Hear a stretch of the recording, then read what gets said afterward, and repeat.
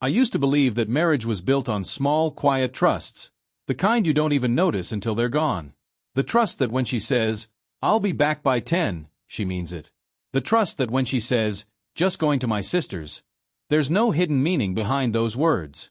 I never imagined I'd be the kind of man who checks his wife's location on a Saturday afternoon.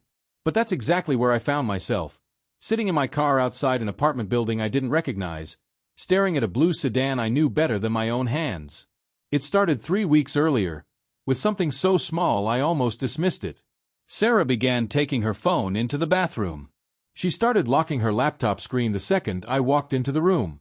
She said she was stressed with work, and I believed her, because why wouldn't I? We'd been married for 7 years. We had a mortgage, a golden retriever named Max, and a routine so comfortable it felt unbreakable. But comfort, I would learn, is often just the calm before someone pulls the floor out from under you. That Friday night, she told me she was going to visit her sister for the weekend. Some girls catch-up they hadn't done in months. She packed an overnight bag, kissed me on the cheek, and left with a smile that, looking back, felt just a little too rehearsed. I didn't think much of it until an hour later, when her sister called me, asking why Sarah wasn't picking up her phone, since they hadn't made any weekend plans at all. My stomach dropped the way it does when you miss a step on the stairs. I didn't confront her. I didn't call her screaming, demanding answers. Instead, I did something I never thought I'd do. I got in my car and quietly started driving toward the last place her phone's location had pinged, thanks to the family tracker we'd set up years ago for safety. My hands were steady on the wheel, but my mind was racing through every possible innocent explanation. Maybe she was helping a coworker. Maybe there was an emergency. I wanted desperately to be wrong. The apartment complex was modest, the kind with beige walls and flickering hallway lights, nothing like our neighborhood. I parked across the street and just sat there, engine off, watching. And then I saw it. Her car. Parked crookedly, like she'd been in a hurry. My chest tightened, but strangely, I didn't feel the urge to scream or cry. I felt an eerie, unfamiliar calm settle over me, the kind of stillness that comes right before a storm, when your body already knows what your mind hasn't accepted yet. I sat there for almost 40 minutes, replaying 7 years of memories, our wedding day, the way she used to leave little notes in my lunch bag, the nights we stayed up talking about the future. None of those memories matched the woman whose car was parked outside a stranger's apartment on a Saturday afternoon, lying about visiting her sister. I wasn't angry yet. I was somewhere stranger than angry, a place where grief and disbelief mix together and leave you numb, watching your own life from the outside. Eventually, I got out of the car. I didn't storm up the stairs. I didn't call her name. I walked calmly, like a man simply visiting a friend, climbed to the second floor, and stood in front of apartment 2B, the unit her phone said she was in. I could hear faint voices inside, muffled laughter, the low hum of a television. My hand hovered over the door for a moment longer than I expected. Then I knocked. 3 slow, deliberate knocks. Not angry knocks. Just certain ones. The voices inside went silent immediately.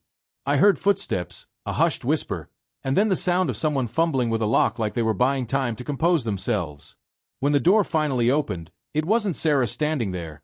It was a man I had never seen before in my life. Mid-30s, casual clothes, and a look on his face that shifted from confusion to horror the moment I said, calmly, "Is my wife here?" He didn't answer. He didn't have to. Because right behind him, frozen in the hallway with a glass of wine still in her hand, was Sarah, wearing an oversized shirt that wasn't hers, hair damp like she'd just gotten out of the shower. Our eyes met, and in that single second, 7 years of trust collapsed into silence. She opened her mouth to speak, but no explanation came out. What do you even say in a moment like that? There is no sentence built for this kind of betrayal. I didn't yell. I didn't make a scene in front of a stranger's apartment. I simply looked at her and said the words that had been sitting quietly in my chest the entire drive over. I hope whatever this is was worth losing everything we built. Then I turned around and walked back down the stairs, got into my car, and drove home, alone, in silence, with nothing but the sound of my own heartbeat reminding me I was still alive, even though something inside me had just died. The days that followed were a blur of packed boxes, hushed phone calls, and Sarah trying to explain something that had no real explanation. She said it had been going on for 2 months. She said she felt unseen in our marriage, that she never meant for it to happen, as if betrayal was something that simply happened to her, like rain catching you without an umbrella. But I had made my decision the moment that door opened. Some things, once broken, cannot be repaired with apologies alone. Trust doesn't shatter quietly. It shatters completely. Looking back now, months later, I don't regret following that instinct that Saturday afternoon. I don't regret the drive, the waiting, or the knock on that door. Because sometimes the most painful truths are also the most necessary ones. The ones that free you from a life built on lies you didn't even know you were living. I lost a marriage that day, yes. But I also gained something I hadn't had in months. Clarity. And clarity, even when it hurts, is always worth more than comfortable ignorance. If there's one thing this experience taught me, it's that instincts rarely lie to us. We're just too afraid to listen to them.